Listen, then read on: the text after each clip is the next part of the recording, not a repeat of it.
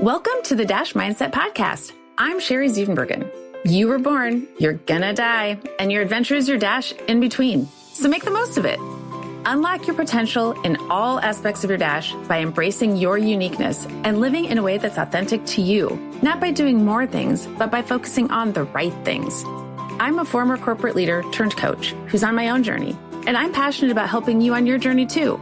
So on the podcast, we'll explore how to live authentically by deciphering who you truly are and what you truly want. Are you ready to take a step toward designing your dash? Someday doesn't actually exist, so let's do it now. Hello, welcome back to the Dash Mindset Podcast. It's Sherry here, and I'm really excited today to have Laura Bratton back with us. Laura was on episode 62, and it was just such a fun and inspirational conversation about her experience losing her sight throughout her teenage years and going through an intense grief process. And I realized I said it was a fun conversation, which might seem confusing if you haven't listened to the conversation, but it really was. And Laura is just such an inspiration. So Laura and I talked after that conversation about how beneficial it would be to have her back and to talk about how can people best support someone else when they're in an uncomfortable situation. When it comes to Laura's situation, her parents couldn't just say, it'll be fine. Everything's going to go back to normal. So I'm really excited to have Laura here. She is just phenomenal at providing support to people in uncomfortable situations. And so, Laura, thank you so much for being here. I'm just going to give it to you. First, thank you for the opportunity to reconnect because, like you said, after our last conversation, there was so much more I wanted to say about how we as family and friends can support our loved ones and those we care about when it's not going to work out. So for me, I wasn't going to regain my sight. There wasn't an end to the difficulty. It continues. So just to speak deeper on how can we support people when it's not a good, happy ending? There is no ending. The ending is just life is really, really hard. Life is difficult. So what I want to start with first, what immediately comes to me and the gift my family gave me is realizing I'm still me. And what I mean by that is I was hyper-focused on the vision loss, the blindness. Oh my gosh, I can't see. I'm a blind person. I'm not worthy. I don't have gifts anymore. I can't do anything. I was laser focused on what I could not do. I lost perspective on the daughter I still was, the sister I still was, the friend I still was, the gift I was as a whole entire person. And that's the gift my family gave me is you're still you. And so that's where I would love for us to first start is knowing when someone's going through major trauma, major loss, major adversity. Yes, that trauma changes their whole world and they're still the person with gifts and meaning and worthiness. That's so good, Laura. And, it makes me think about, too, the fact that through our teenage years, we're always trying to figure out who we are in this world, right? That doesn't stop. It's not like, oh, you're 18 now, you have it all figured out. But especially in the teenage years when we're really, really trying to figure out who we are. Did you kind of feel like you were taking on this identity of Laura, the teenage girl who can't see? Or, how did that kind of play into your whole identity? Huge. I'm so glad you brought that up because that's exactly where I would love to go. And I didn't even think about that, but it's so true. Our identity becomes the issue, the adversity. And so what I mean by that, my identity only became, I'm now a blind person. I'm now a blind teenager. It was like, that was my whole identity. And again, just like I mentioned, I lost that identity of the other parts of me that made me a whole person. I lost that identity of you're a great listener, you're compassionate, you're the one people come to. you're still blind and they're still coming to you, right? Like that didn't change. But in my perspective, in my mindset, it was focusing on the identity of the problem. So that's where we, as family and friends, can help point out that the other identities that we hold. Yes, you're going through this major grief process, and you're still a wonderful friend, a wonderful daughter, pointing out those professional and personal attributes. So our identity is not just focused on the problem. Does that make sense? What I mean is like we get hyper focused on our identity is only the trauma. Yeah, that makes complete sense. And also, just the fact that even when we're not going through a traumatic experience of some sort, it's hard for us to see the gifts we bring to the world anyway, because we're just so close to ourselves. It's just, well, yeah, that's just what I do. And Right. so we don't generally think, oh, I'm Sherry. I'm a good friend. I'm a good mom. I'm a good wife. I'm a good whatever, because that's just like, yeah, whatever. That's who I am. And so I love that you're pointing out, well, that's what everybody else is focused on. It was just Laura's the amazing person she always has been. And we And want to support right, her through this. right, right. And for me, that gave me the foundation to move forward in the midst of anxiety, in the midst of depression, in the midst of grief. When other people were recognizing and valuing me for the gifts I brought to the world, it was like, oh, so maybe I still offer those gifts. And that gave me the momentum. Okay, so I can work through this anxiety, this depression, this grief because I still have gifts to give. So it wasn't just the whole world was focused on the problem. And I'm so glad you said what you said. It's not when we go through major trauma, it's just normal life, right? We're Mhm. so close to our gifts, we don't realize we do it. Like you said, we just do it. This is just what I am. So we need other people to point that out. This is what you're really good at. This is what I value you for. And that is incredibly healing. It doesn't seem healing, but to the person going through the loss, it is deeply, deeply healing. And I'm just thinking now, I mean, when you're a teenager, well, at any point in life, you have friends because they enjoy being friends with you. It's not as if at any point your friends thought, oh, I'm friends with Laura because she can see. I mean, that doesn't enter Exactly. anyone's mind when you choose friends. Exactly. Exactly. Exactly. Yeah. I'm only friends with her because they don't have cancer. Now that they have cancer, we're not friends anymore. Right. Yeah, that's out. They're I out of the was friends with circle. her because she was married. And now that she's divorced, I'm not friend. You know what I mean? It's like all the difficult situations we go through. You're right. We're not friends with them because of that. I mean, I've never said to a friend, oh, now you're going through the divorce. We can't be friends anymore.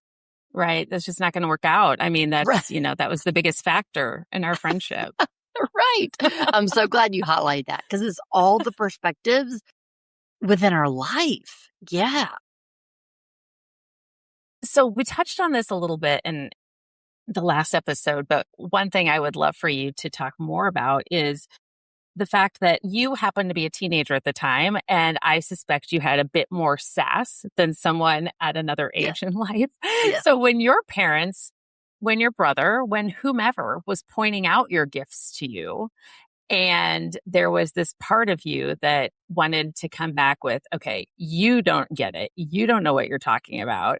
How did they handle that and keep going and continue to provide the support that they know you needed?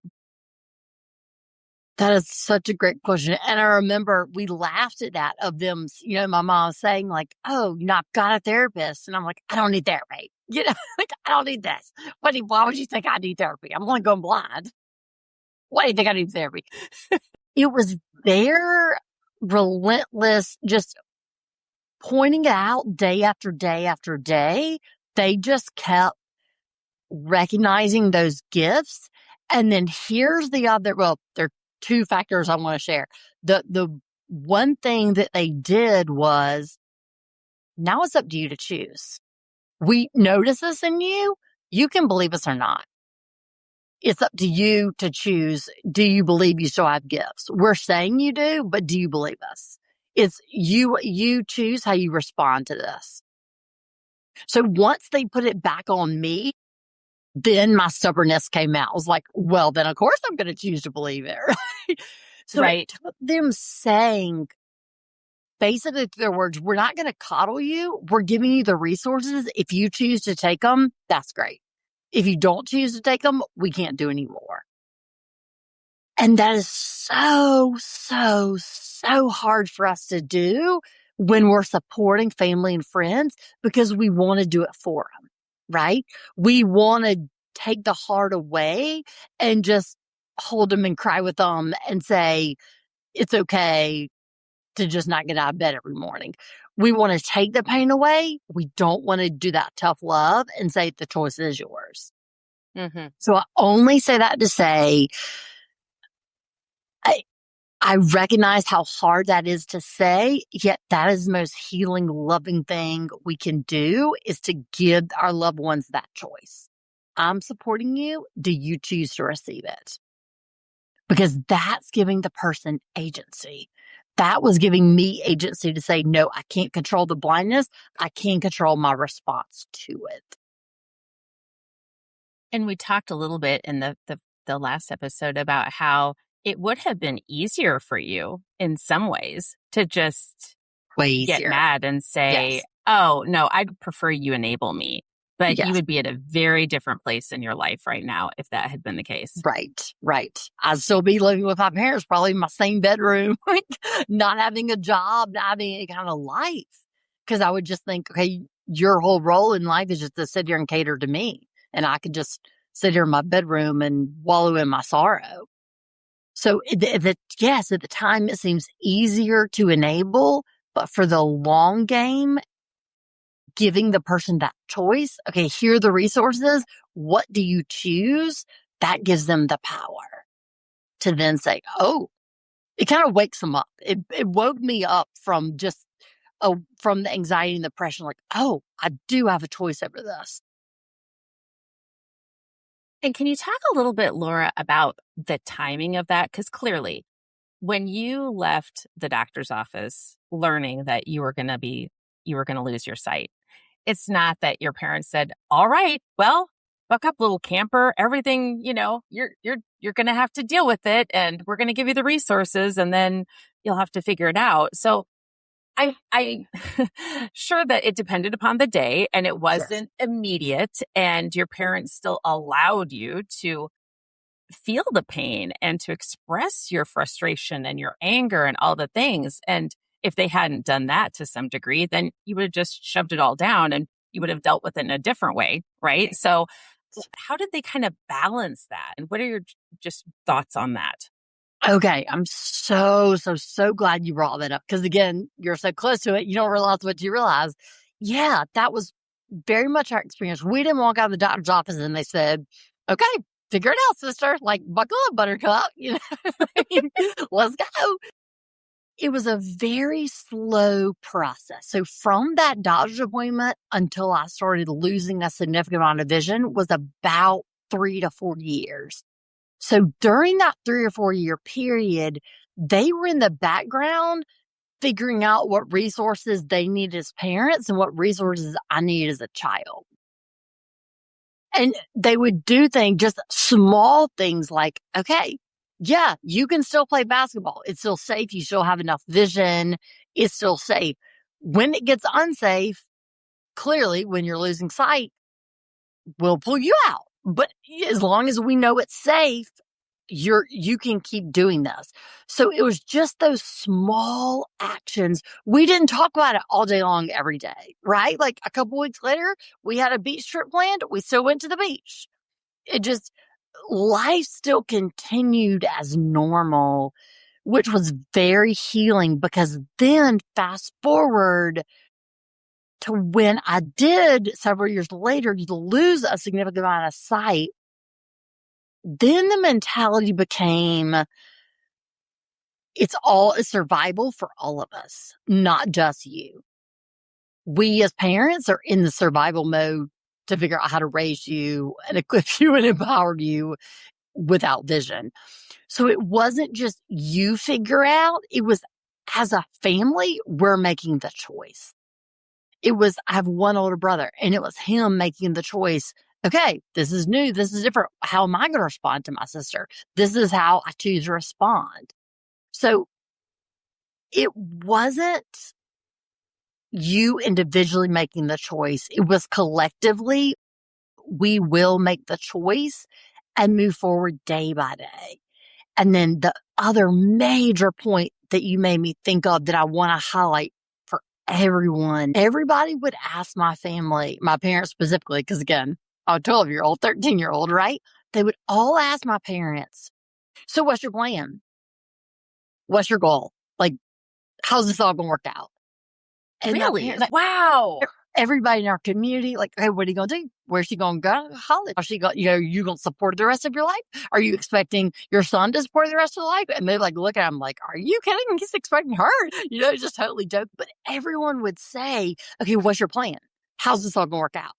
And I mean, I'm like a freshman in high school, just going from full sight to no sight. And my parents would literally just shake their heads and say, our goal, our plan is to survive the day. And so that's what I want to highlight. When we're going through loss, we're going through adversity, when we're experiencing something where we're not going to return to the normal as we knew, we have to figure out a new path forward. Please, please learn from my experience and take the pressure off yourself to feel like you have to have it together. And the long-term plan, it has to be all figured out. The long-term plan is figuring out today. And that's enough. Because that was truly our survival. And that's why I am where I am today. We took it day by day, not I'm in the 9th grade and my parents have my whole life figured out. So take that pressure off yourself that you don't know how it's going to work out. You just know you'll figure it out each day. That is fascinating to me that a lot of people would ask that question. Everybody. It was in the faith world. It was in our neighborhood. It was everywhere. My friends' parents, it was everybody from every walk of life. So interesting. In a normal world, I'm doing air quotes because there is no normal, but so often as, junior high students or high school students are asked, what's your plan? What are you going to do? And so even that makes sense. We generally have a plan at that point in life, but even then it is funny how we expect teenagers to have a plan, like some sense of a plan. But even then we don't really know what's going to happen in life.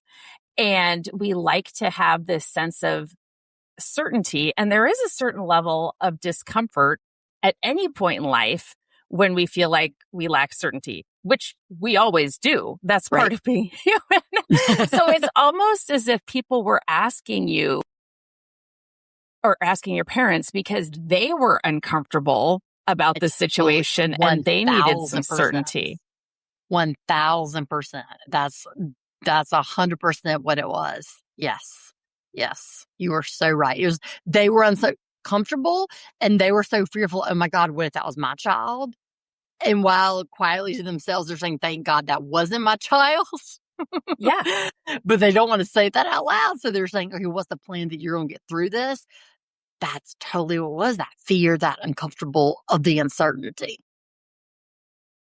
I love that was your parents' response. And do you know, Laura, did they ever get any feedback from people that was, I guess, kind of maybe a little condescending, or that they felt like they still have Laura empty the dishwasher? That seems so calloused of them. What was kind of the just general feedback from people? Because your parents, they held strong to you staying strong and they weren't coddling you. So what was the feedback on that? Yes, I'm so glad you brought that up because that's another point I definitely want to highlight. It looks like you're being cruel, right? And I want to really point that out for anyone and everyone supporting someone. Empowering them looks cruel and mean and lack of compassion to the rest of the world. Because from a surface outside level, it's like, oh my gosh, why does she still have chores? Right? Like, that's mean. Are you serious? Y'all are evil people. Right. But what you don't realize on the inside is that's our gift of love. That's our gift of saying, we still believe in you. You're still enough. So yes, we definitely had, and even I had, like, you're pushing too hard. Why don't you stop at school and just take time off to sit? I'm like, seriously? Really? Why don't you just take a couple years off and just graduate a few years later? So yes, there absolutely was definitely that. You're just pushing on to ignore the pain. And what we would all, again, just shake our heads and say, no, we're pushing on to figure out everyday life because this is the rest of my life forever. So what is stopping for 3 years now to figure out going to do for me? Absolutely nothing. Because I've got to figure out the next however many years I live, right? So yeah, I'm so glad you highlighted that. It looks like a lack of compassion and it looks like you're pushing too hard to ignore the pain, where the reality, and again, the permission I want to give everyone is empowerment is an act of love. So please do not hesitate to be that source of empowerment, not that source of coddle. Well, that's so good. Empowerment is a source of love. Oh, that's so good. Something else that I really appreciate about your story and the relationship that your parents maintained with you and the support they provided. They were well aware that, and this is going to sound cliche, but I mean, we all hear, you got to put your own oxygen mask on before you put anybody else's on, right? That's essentially what they were doing. They didn't intend to coddle you and have you live in their bedroom the rest of their lives either, right? They knew, hey, Laura's going to figure this out. We want Laura to figure this out for herself and for us. And that probably came off as selfish to some people when really it was one of the least selfish things they could have done because it wasn't easy. Right. And again, that's what I want to highlight to other people supporting for all of us when we support people in loss and difficulty. It comes across like, again, you're being mean. You should cry more with them. Yes, you can cry with them, but you also have to teach them how to put their oxygen mask on. Right. And like you said, I'm so glad you said that. Sometimes that looks like putting your oxygen mask on first.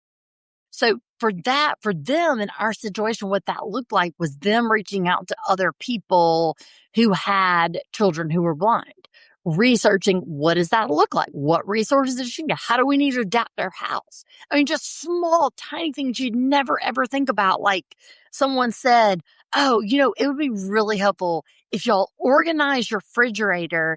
And so the milk is generally in the same place. The vegetables are generally in the same place. Not exact, like annoying, like so rigid about it, but just generally, this is where the apples go. This is where the eggs go. So she knows when she opened the refrigerator where to look for the eggs. We would have never thought about it. I wouldn't have thought about it. They wouldn't have thought about it. Mom's a teacher. She never would have thought about that. But once someone said it, it was like, oh yeah, that would make so much sense. So it's little small things like that that made a huge change in our day-to-day life. And it helped them as well as me. Because then I could go and grab the eggs. I could go and grab the apple. And I wasn't constantly saying to them, where's the apples? Right. Then I wasn't depending on them.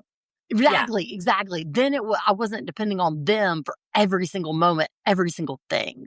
So small moments like that make huge difference in how we support people. And I also want to touch on, and we can go deeper on this if you have reflections, that is exhausting.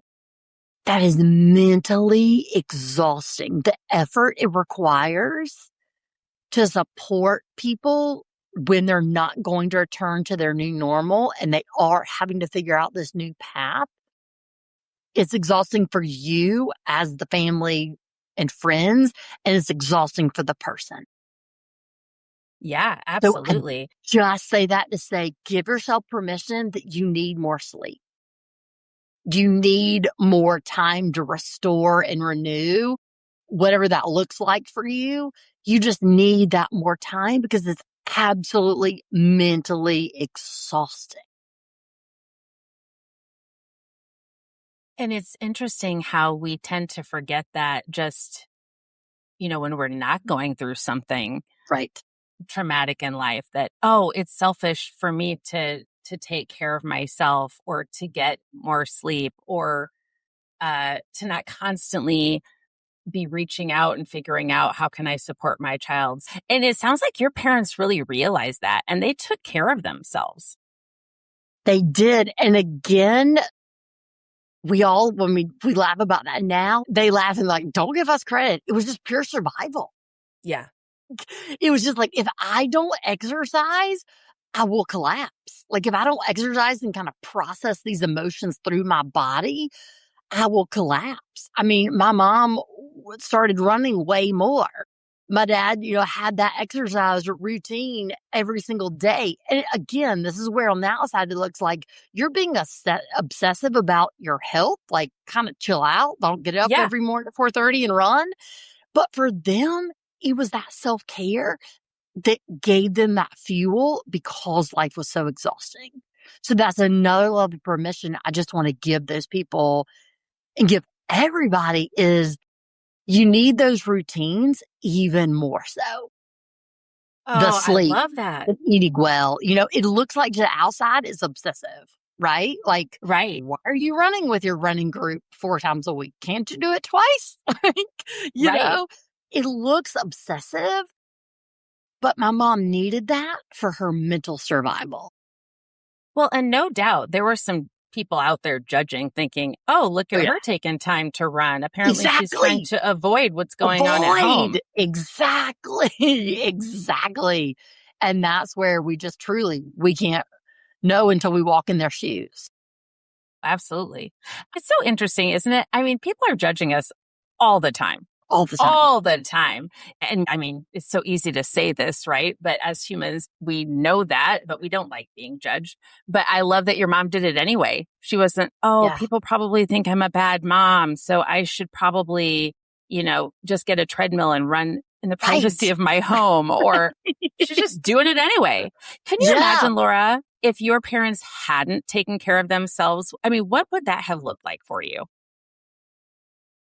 This is going to sound dramatic, and I do not mean it dramatic. I mean it very, very seriously because I've talked to so many other people in different situations. I would not be where I am today. If they had not taken care of themselves and they just kind of given in and said, this is too much, this is too hard, you just kind of figure it out, we're just going to kind of muddle through, Mm-hmm. I would not have been, I mean, truly, I still would have been living with them. And again, I don't mean that sounds dramatic. I do not mean that way. I mean it very, very literal. I had to have had that support that said, this is how we care for ourselves because it's pure survival to get you where you need to go. They modeled that for me. And so again, I just say that to everyone listening. When you go through a time in your life where you are the person supporting, it is so vital you take care of yourself because the one you're caring for will heal deeper and quicker and be more empowered because of the way you treat yourself. Well, you said that so well. It's actually it's ultimately going to help the person more. The And person way more. we can say this about so many things about, oh, should you travel without your children? Or should you start Right. that business? Or should you do whatever? And so often, I mean, there's a little bit of this, guilt, like, oh, I'm only watching out for myself. I'm being selfish. And ultimately it is. I love how you said it. They were modeling behavior for Yes. you Yes. and And they the were laying outcome the of, foundation. yes, laying the foundation. Oh, that's so good. One thing I want to talk about, or ask you more about too, is you mentioned that your parents reached out to other parents who had blind children. And this, I mean, you and I talked about this is not just about the fact that you lost sight. That's what you experienced, but everybody's going through something, right? So this can apply to everything. But they reached out to other parents for help. And was that an easy thing for them to do? Because so often, and I live in Iowa, so we have this Midwest, or I should be able to figure it out in my own Right. mindset. Was that easy for them to do? Or did they maybe feel sometimes like they were bothering people, or, oh, they're already dealing with stuff, I don't want to take their time? Or how did they work through that? So you're in Iowa. I'm in the deep South. So I suppose it's kind of the same in some ways. We just don't have the same accent. I would say even more so here. I mean, I've never lived in the Midwest, but just not so much now, but especially then in the 90s, Right. like keep it all in the family, right? Like you Yes. figure it out yourselves, right? Don't ask for help. Basically, don't air your dirty laundry. Right. So it took a lot of that, honestly. And again, this is where our parents kind of laugh and like, it was out of sheer desperation.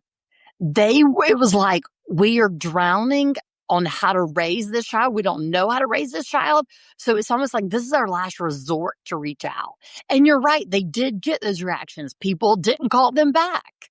My dad has very specific examples and memories of people he reached out to that either didn't return his call or just kind of said, we figure it out. Y'all figure it out. That didn't offer anything, yet there were those people, and no one had a child in my situation, but just the fact, their child maybe had been blind since birth, that was fine. Just tell us how you live, right? Like, right. Just those daily practices. So yes, you're right. That took a lot of courage on their part just to say, I know we're probably going to be judged for this, but we need it so bad for us and for the betterment of our child. That's why we will do it. So it was real ego pride check, right? Yeah. Of we need help. And so we're going to ask for it, even though maybe we wouldn't have asked for help, right? Right. If we would have said, no, we'll figure it out. This is a situation we cannot figure out. So again, that's another permission I want to give people. Put your ego aside and ask. Find those people, whatever situation it is, find those people that have been in similar situations and ask how they did it. Ask the mistakes they've made that they would have done different if they could do it again.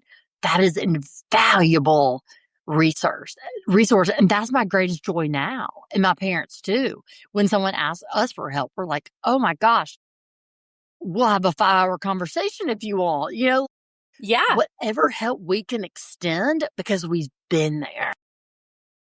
And I'm thinking too, this was in the 90s before you could just get online and find a group, right? So they actually made phone calls.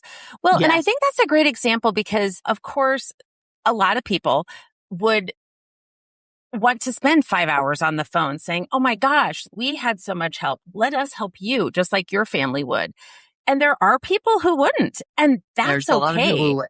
Yeah. But sometimes our brain will stop at, oh, well, those people don't want to help us, so we're bothering everyone. But so just recognizing that not everyone is your people. That's okay. And I was going to say shouldn't stop you. Okay. Right. And don't just kind of move on, they're not in a place to help because maybe they have, no telling what's going on in their life. That's okay. I tried. Right. But there are people like your family who will say, oh, yeah, absolutely. Let's spend 5 hours. And then the relationships, I'm sure you've developed a lot of relationships from that too throughout the years. Yes. Of just, and again, it's that relationship of like, we don't need to be best friends in life. We just need like this one resource. Right. Yeah. And so thank you that you can just call us and we can say 5 minutes. This is the new situation. We don't know how to approach. How did you approach it? Okay, thanks. Bye. Right? So it's very specific. It's not talking about your day and your other children and your marriage. It's just very targeted. You have those people you can call and say, how do I do this? This is the new territory. Yeah. And one thing that you mentioned was that your parents said, we can't figure this out. How do you do this?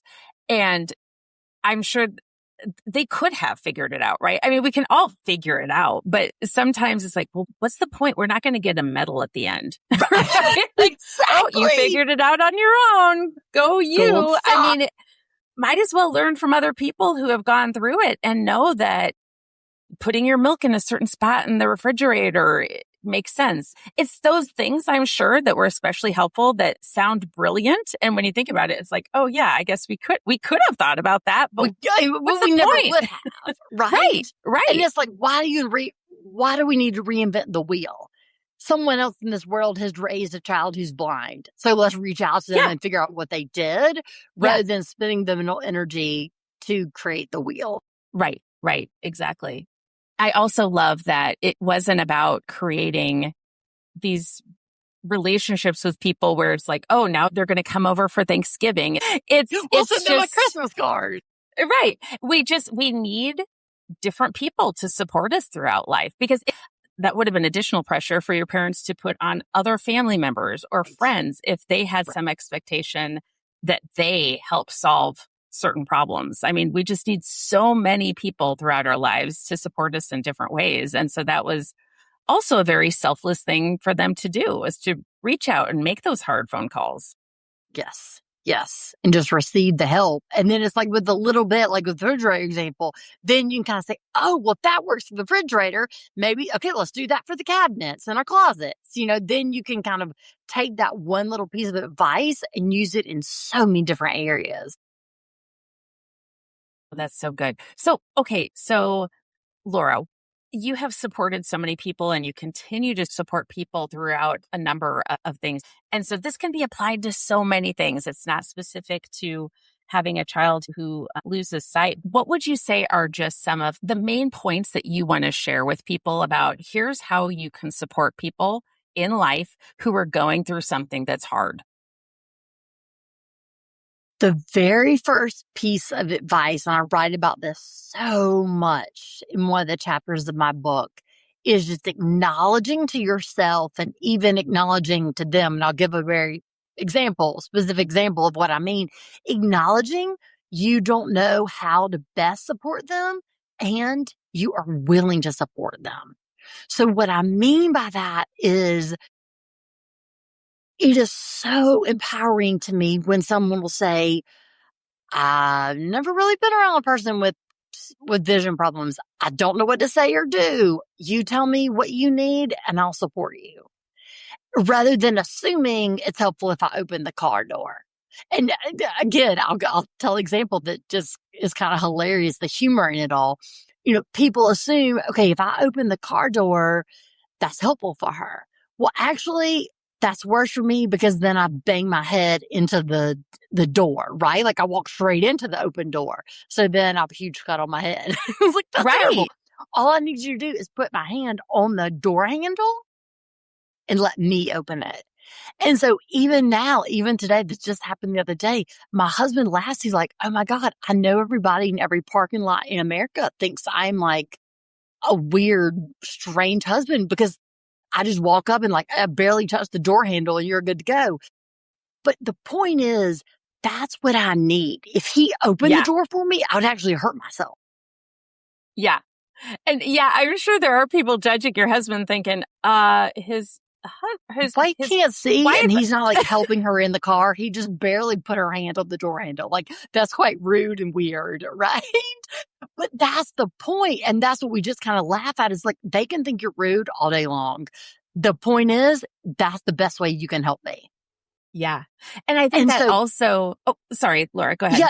No, I was just going that speaks to do what best supports the person, not how it looks to the outside world. Oh, that's so good. That is a huge barrier for us to get over because we're always in that comparison judgment. What does everyone else think of me?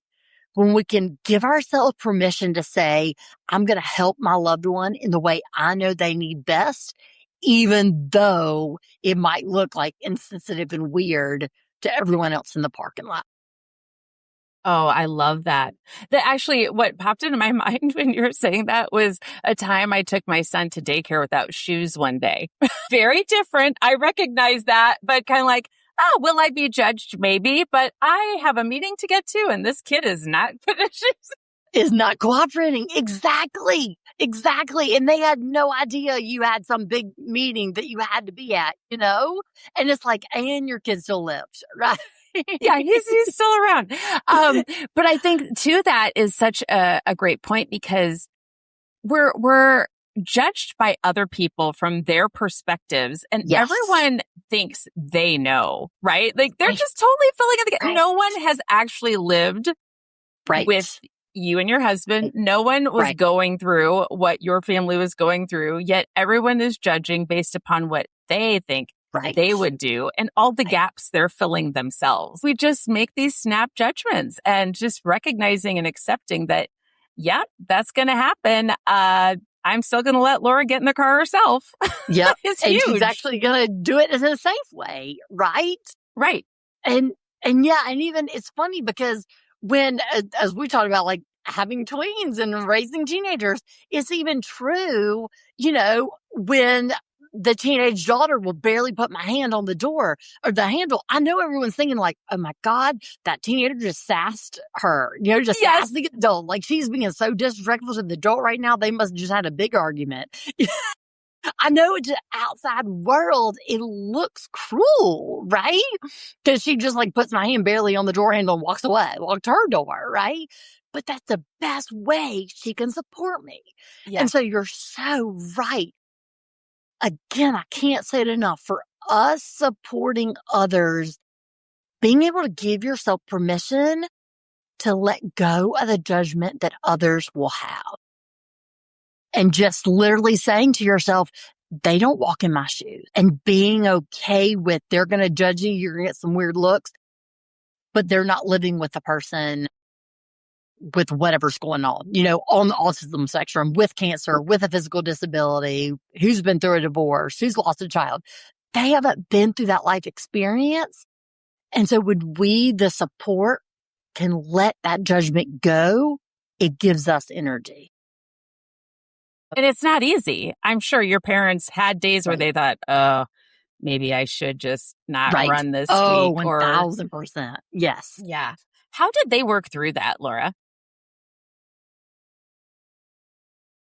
Realizing that, again, and I feel like I'm saying this over and over, and I'm not being cliche, realizing that was how they could best empower me. Realizing if they conform to what everyone else thought they should do, that would hinder me. That would prevent me from moving forward. So the fact that they really had an ultimate goal in mind. Other people probably just thought, what? You're just trying to get through the day? You don't have a plan? Oh, they absolutely knew what their ultimate goal was. They just didn't know, here's what the next 5 years looks like. Yes, here's what the next 6 years look like. Exactly. So they really thought about, what do we ultimately want Laura's life to look like? What do we want our life to look like? And then they took it one step at a time to get there. And other people were thinking, they don't have a plan. Maybe. Exactly. You're so right. I'm so glad you said that. The long-term goal was empowering her so that she can be who she is. Right. And that's always our goal when we care about loved ones and friends, right? Empowering them to be their best self. We know we're going to take it one day at a time. We just don't know what that looks like to get her there, but we know we're committed. So yeah, that's a huge point that I want everyone to understand, listening to, as you're supporting people, the end goal, to support them through that difficult situation. And here's the key. When you know that difficult situation, it's not going to go away. And there probably were days, Laura, that maybe your mom decided, I'm just going to empty the dishwasher. I just don't have it in me today. Exactly. And here's what I want to say to that. Give yourself permission that there are those days for us and for me. That's okay. It doesn't have to be 24/7 or sergeants. Right. Yeah. All right, that sometimes I unload the dishwasher while she's still doing her homework. That's okay. That doesn't mean I'm going to sleep in their bedroom for the rest of my life. So to give yourself permission, take the pressure off that we have to be on 24/7. Sometimes it's just easier. That's part of taking care of yourself too. Right. And again, I want to give a very practical example of what I mean by that. Of sometimes, so I was probably, I guess I was in college when this happened, and we were at the beach, and my dad and I were going kayaking early one morning, and I'd forgotten like shoes that I needed. And so my mom was like, here, these will be too big, but they'll work for kayaking. Well, they were like, I don't know, tacos or I don't know, some kind of shoes that like you lace up and like crisscross, you know? Mm-hmm. All right. So my parents could have said, all right, you figure it out. We want to empower you. But the reality was we had a deadline to get to. And my dad's like, I know you're in college. I know this might look weird, but I'm just going to tie your shoes Yeah. for you. And he did in 2 seconds, and we were on our merry way. So that's what I mean about a very practical point of, yes, I could have figured out how to have tied the shoes, but truly it would have taken me 30 minutes because there were new shoes I'd never seen before. Him tying my shoes that one time so we could go kayaking with family members and get there on time, make the appointment on time, was not hindering me from being an empowered adult. Right. And what's funny too, Laura, is people were probably judging him that day because they felt like he was enabling you. Yes, exactly. Exactly. Like, yes, because we were on the balcony of our condo, and he's like bending down and I'm like, 19 or whatever. So exactly. He's probably there are probably people from the pool looking up being like, what is going on in that condo? But that's again where the confidence in your own skin is so vital. Because that's where you have to say, we're comfortable enough in our own skin to know what we're doing and why we're doing it works in this situation. Yes. In this situation, at this particular moment, I am confident in what I'm doing and I know why I'm doing it. Yeah. I'm doing why I'm doing it. And that is huge when we're supporting other people. I love your practical examples. I think those are just great to really think through. It's not just, oh, here's how my life went, right? I think those practical examples are really helpful. So what other practical examples do you have to share, or what other general tips would you share for other people who are going through something and trying to support someone in a way that's effective and it's a situation that's uncomfortable? The gift of healing laughter. And I'm going to we didn't plan this, but I'm going to tailor it to exactly what I just said about having confidence in your skin, in your own situation. I cannot say enough how much that matters.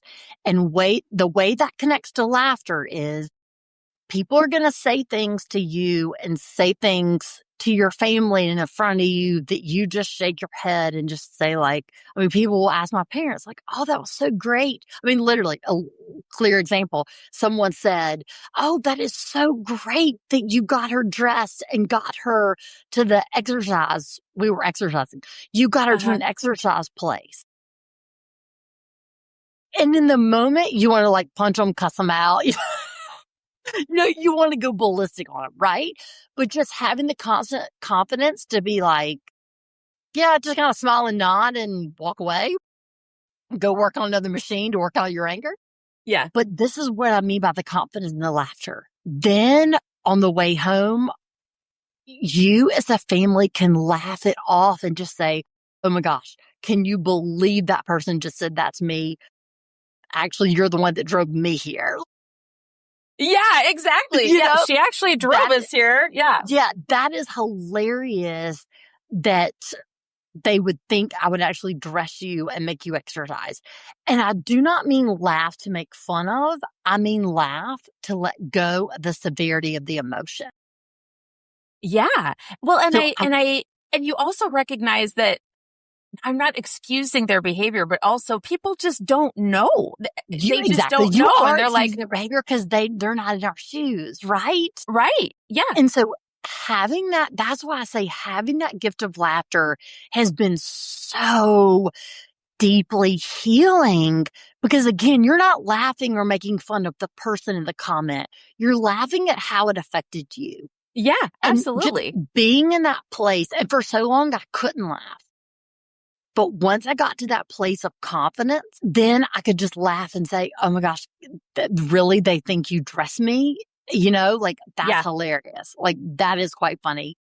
And even to this day, I mean, people still like say to a husband, like, wow, that is so amazing that you chose to marry a blind person. And I know you just spend so much time taking care of her. And wow, you're just so noble. And then we'll like get in the car or whatever. Like once we're away, we'll laugh and he'll look at me and he'll be like, so should I have told them that you find my contacts more for me when I lose my contacts? Like, can I tell them that you dress me?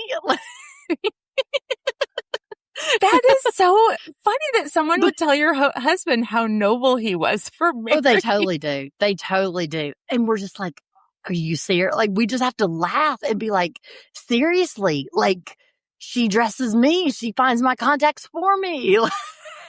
It's just, we have to laugh at the humor of it. Yeah. Again, it's not what they said. We're not making fun of it.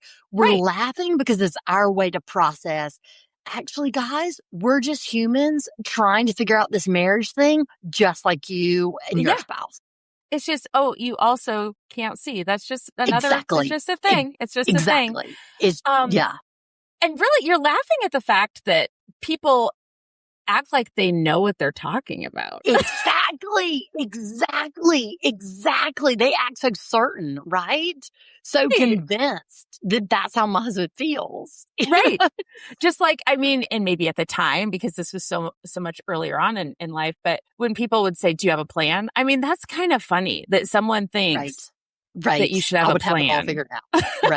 Right. It is so true. Right. And that goes, I mean, you've said this before. I want to highlight it again.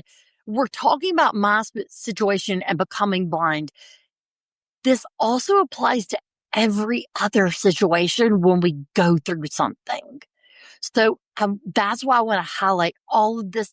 All these principles apply to all of us when we're supporting. It's the gift of laughter is deeply healing.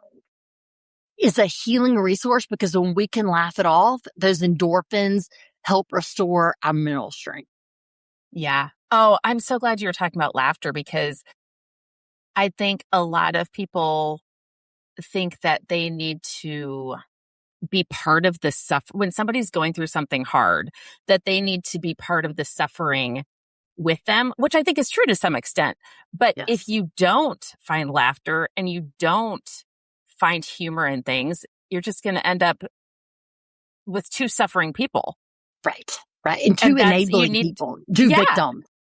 Two victims. And that's not really helpful for anyone. I mean, the fact that your parents and the people around you had the strength to, and I'm sure they did find the humor in things and maybe there were days when you're like, okay, that's not funny. But other days you did. And that allowed you to get out of the darkness. Yes. Not every day, but not every day. That's just the balance, not every day, but like perfect example of when you can't laugh. I very vividly remember in high school towards the kind of the beginning of really losing my sight. Someone said my mom and I were meeting with this man who is blind and he just kind of laughing himself like I would now. And he said, oh yeah, Laura, just get used to the fact that you're probably going to have a lot of bruises from now on, like from your knees to your ankles, because you'll just run into a lot of things. And he just kind of laughed it off. When my mom and I got in the car, I started bawling. I was like, oh my God, I'm going to have bruises. What did he mean? I mean, I freaked out. And he didn't mean anything deep and like harmful and abusive by it. All he meant was, you're probably going to walk into coffee tables and things that are like knee level. So he just was jokingly saying, you're probably going to have more bruises than people with sight. Mm-hmm. Because he was at that point in his life where I am now, he could see the big picture and kind of laugh at it. Right. So I definitely want to highlight there is a point where we're not ready to. And that's okay. I wasn't ready to laugh at the fact that, I probably do have more bruises. Right. But now I'm there. Now I totally get it. And maybe even and it didn't mean that no one should laugh ever with you. It's just exactly at that point in your life and maybe just on that particular day. Right. I wasn't ready to hear that. are ready to laugh. Love that you can laugh at the fact that people tell your husband that he's noble. I'm like, I'm noble. What are you talking about?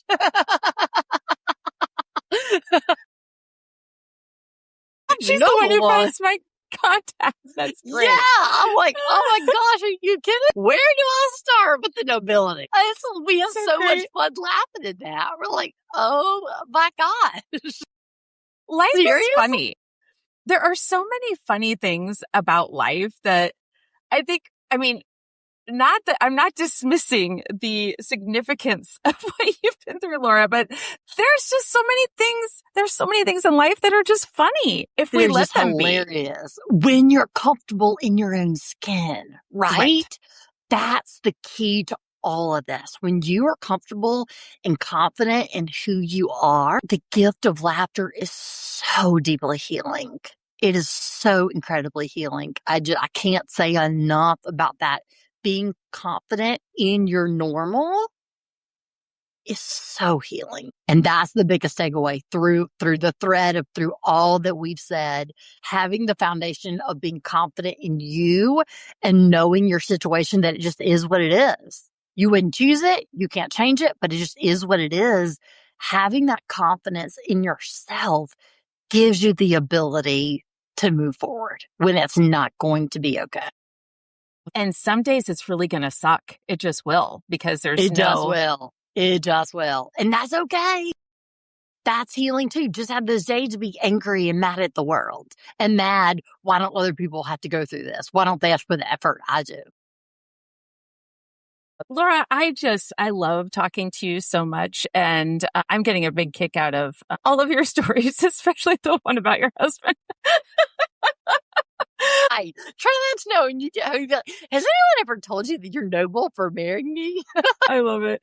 Okay. So what other words would you like to share? I feel like there are bullets in your head that need to get out before we shut down the episode today.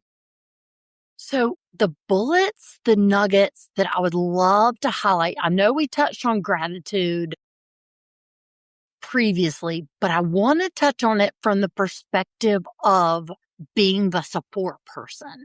When you're in the role of I'm supporting my loved one, my friend going through this situation, what gratitude looks like is recognizing the resources that you do have that help you navigate through. So that would look like, I am so grateful that I have that friend that I can text or call when I'm having a really bad day and just say, this is terrible. Like this is awful. And I hope this isn't the situation tomorrow, even though you know it's going to be the situation tomorrow. Right. Right. So the gift of gratitude is such a healing resource when we're going through a situation where we're not going to return to our norm. It's also being grateful that it gives you a different perspective on life. You're not so worried about your nightly eye cream and the wrinkles under your eyes in the morning. Like, Right. you're more worried about, is my loved one okay and going to be empowered? So just being grateful for the big picture, not the individual moments that we get so drawn into and think are so incredibly important. Am I fitting in? Are my clothes from the right place? Are they the right brand? You know, do I drive the right brand of car for my neighborhood? But more of those big picture, am I empowering my loved one? Yeah. What really matters. Yeah. And the gift of gratitude gets us there and is such a source of strength because it's exhausting.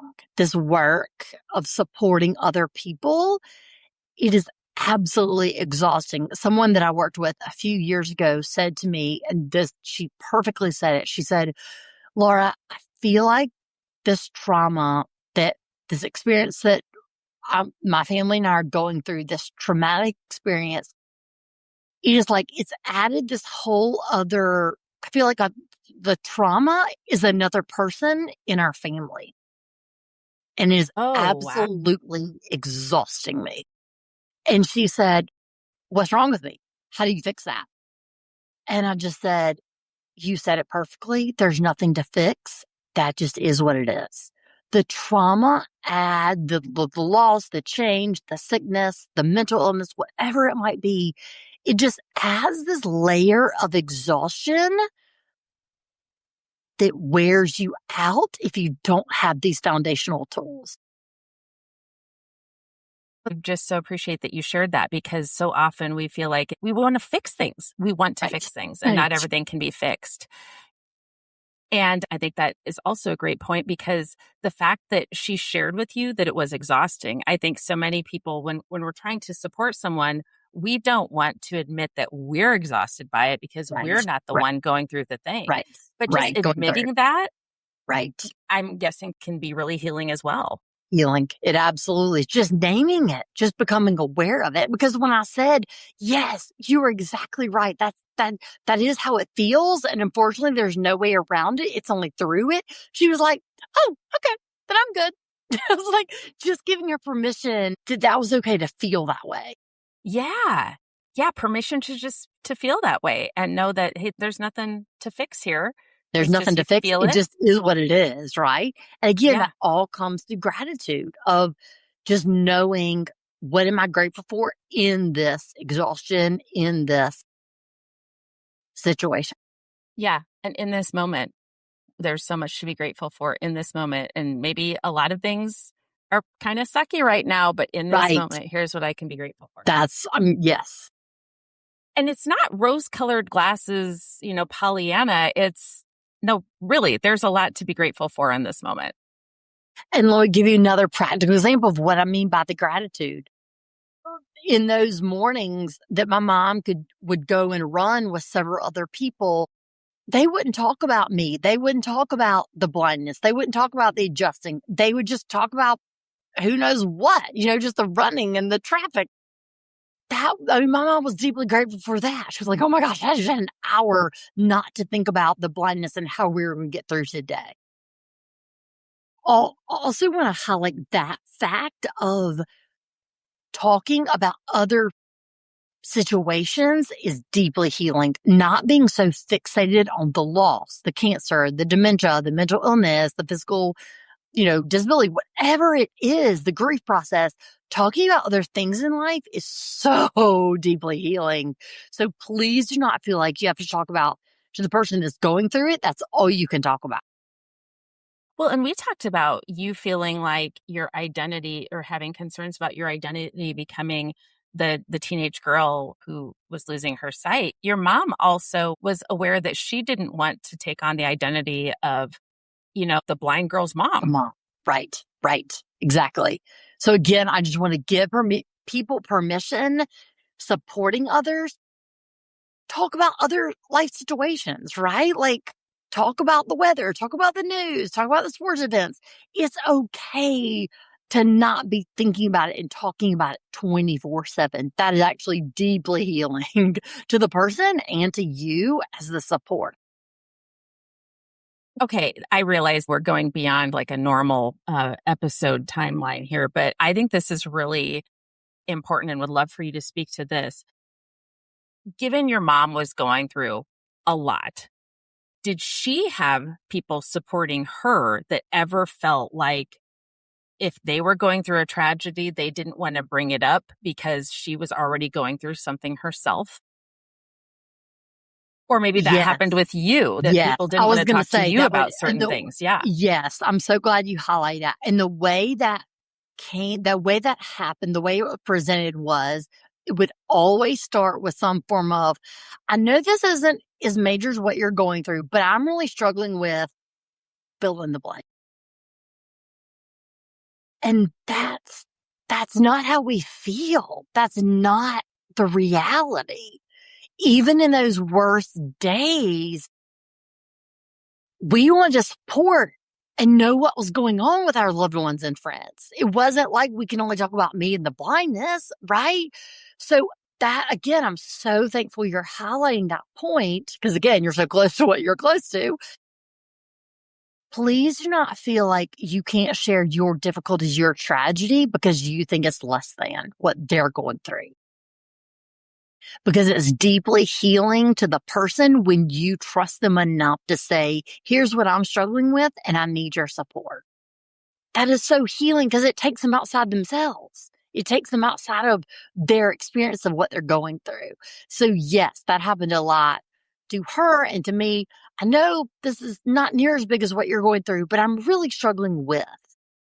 And it's like, that's not the point. We're not comparing problems against problems, right? The point is you're a human I care about and I want to support you. So yes, that happened a lot. And even now it still does.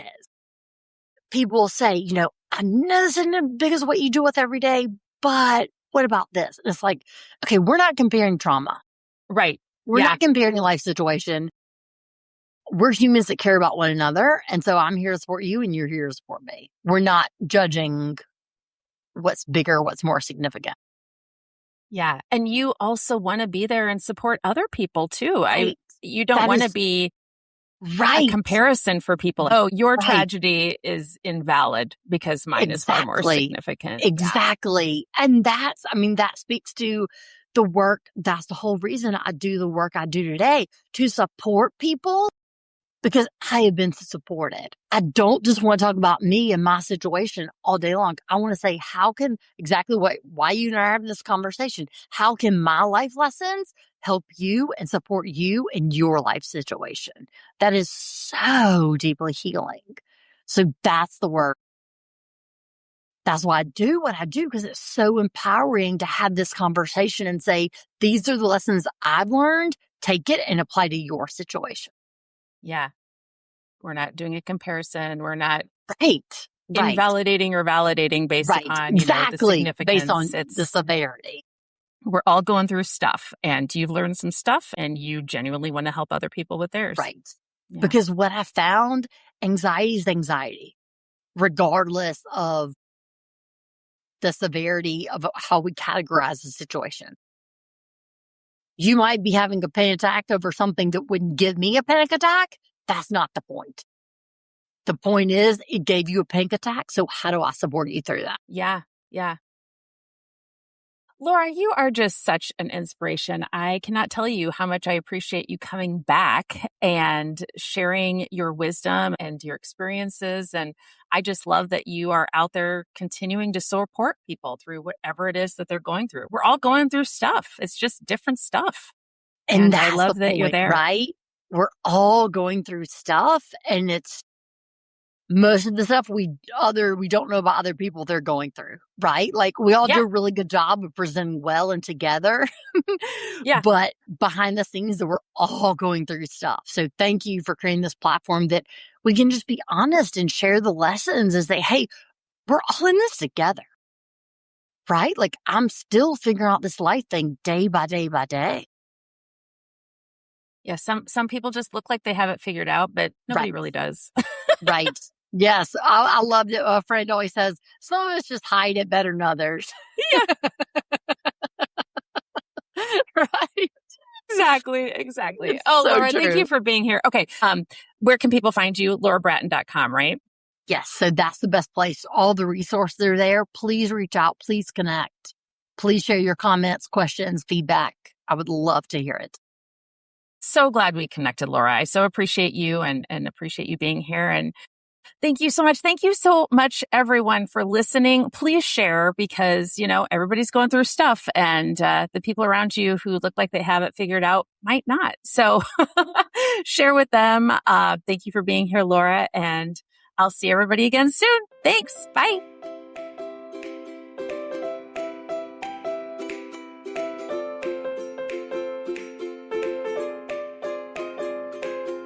Thanks so much for listening to the Dash Mindset Podcast. If you enjoyed this podcast, please subscribe on your favorite podcast player, tell your friends, and leave us a review.